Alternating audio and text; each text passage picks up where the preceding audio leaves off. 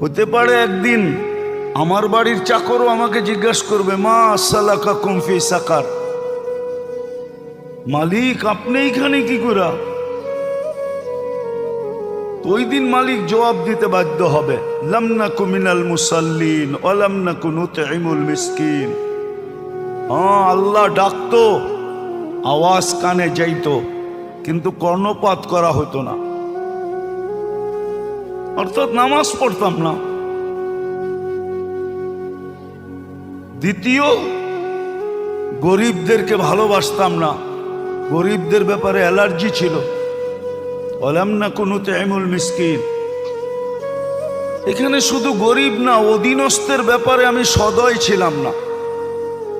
এই জন্য আল্লাহ রসুলের সর্বশেষ চিৎকার ছিল দুটা, আসসালা ওয়া মা মালাকাত আইমানুকুম, অধীনস্থদের ব্যাপারে সতর্ক থাকো। তোমার অধীন আল্লাহ যাকে করে দিছে তার ব্যাপারে তুমি বড় সতর্ক থাকো, বড় সতর্ক, অধীনস্থদের ব্যাপারে সতর্ক থাকো।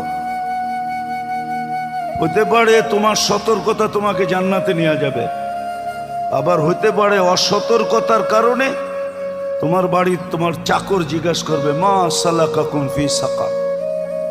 এটা তো মানুষ।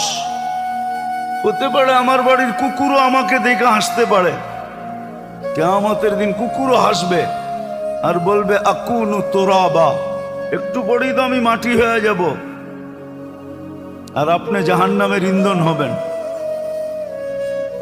সত্য এটো। এই জন্য মানুষকে আল্লাহ সৃষ্টির ভিতরে সবচেয়ে বড় শ্রেষ্ঠত্ব এবং সবচেয়ে দামি হিসাবে তৈরি করছেন।